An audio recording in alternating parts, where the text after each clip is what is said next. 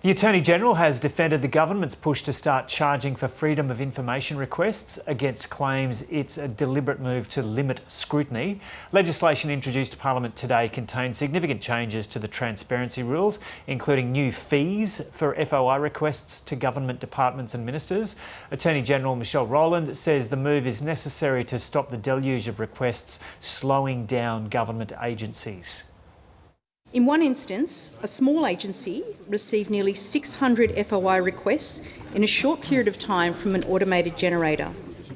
This resulted in the diversion of an entire public service team from their work for more than 3 months. Now, Mr. Speaker, you may ask who that agency is. That agency was eSafety, whose core mission is to keep Australian children safe online. Hard-working taxpayers who already fund over 1 million hours a year on FOI processing would expect eSafety to be focused on their task of protecting children rather than processing a mountain of frivolous FOI requests from online trolls. The legislation will also make it harder to access some documents with tougher rules around cabinet confidentiality. The Greens are not supporting the bill and the Coalition hasn't yet said whether or not it'll back it. Independent Tasmania MP and former intelligence analyst Andrew Wilkie is concerned it could result in more secrecy. On the one hand, the government says if bureaucrats are going to give frank and fearless advice, then they need to be able to give it without any fear of it, becoming public knowledge or somehow bouncing back on them. Look, that is a fair point, but the counterpoint is that we need to know the basis for decisions. Professor Gabrielle Appleby is from the Law Faculty at UNSW and is the Research Director at the Centre of Public Integrity, and she joins us now from Sydney. Gabrielle Appleby, welcome. So overall, how would you describe the government's plans to reform the FOI system? Yeah, look, I would say that overall they're pretty worrying. There is some retrograde steps taking us backwards in terms of the public's right to know, and there's some attempts to expand exemptions that we know in the past have been abused as they currently are. So it's a pretty worrying trend. Okay, let's go to individual elements of this now. What's proposed with this described clarification of rules about when documents could be deemed confidential? Sure. So this is the very controversial cabinet confidentiality exemption. From the Robo-Debt Royal Commission, we know that this has been used to cover up really important documents that reveal scandals such as the poor advice and the poor decision-making in the Robo-Debt scheme. But under the current legislation, rather than repealing this exemption, which is what was proposed in the Robo-Debt Royal Commission, it's actually been expanded. So no longer does the dominant purpose have to be the preparation for cabinet, it just has to be a substantial purpose. So that's a widening of an exemption that we already know is a problem. So considering how passionately Labor pursued the Robo-Debt issue, are you surprised at this move on a recommendation by the Royal Commission? Yeah, look, I must say it's really disappointing. Labor has spoken a big game about open government and transparency and being open to these kinds of measures.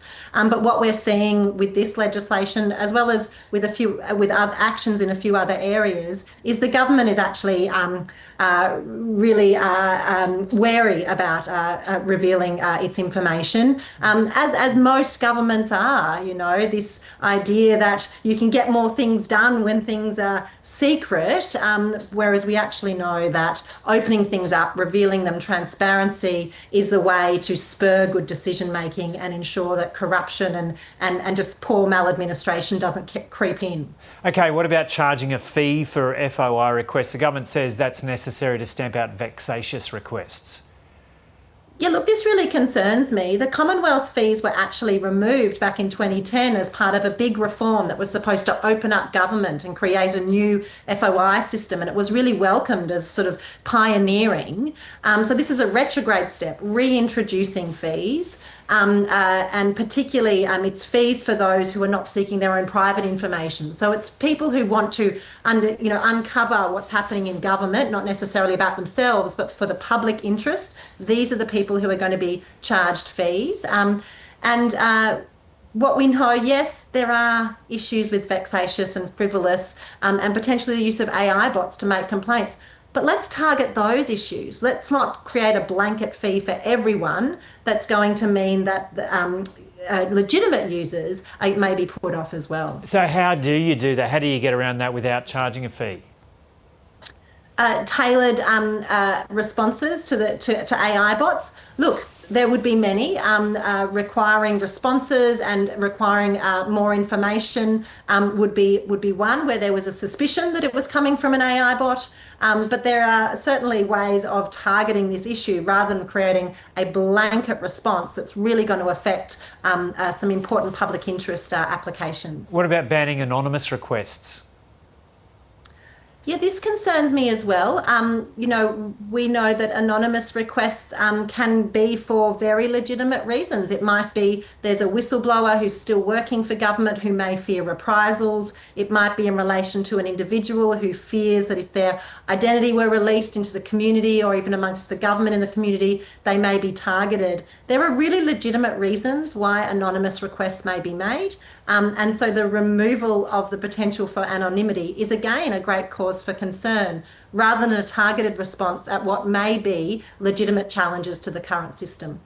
And I've heard a couple of people argue today that this government is actually less transparent than the previous government. Do you agree with that? Yeah, look, well, we've shown, the Centre for Public Integrity's figures have shown that refusals and use of exemptions under the Freedom of Information legislation have increased under this government. Refusing to produce documents to Parliament when it's seeking greater transparency and understanding what the government's doing has also increased. So yes, I think there is a real cause for concern that this government is clamping down on transparency. And what's the danger here if this legislation gets passed? Well, I think that there's a danger. We've got a government with a big majority in the lower house and is indicating that they're planning on using that majority on pushing forward with its agenda without the necessary transparency to make sure that good decision making is being made and government's exercising its power with integrity. Okay, Gabrielle Appleby, thanks so much for talking to us from Sydney. Pleasure. Thanks, Joe.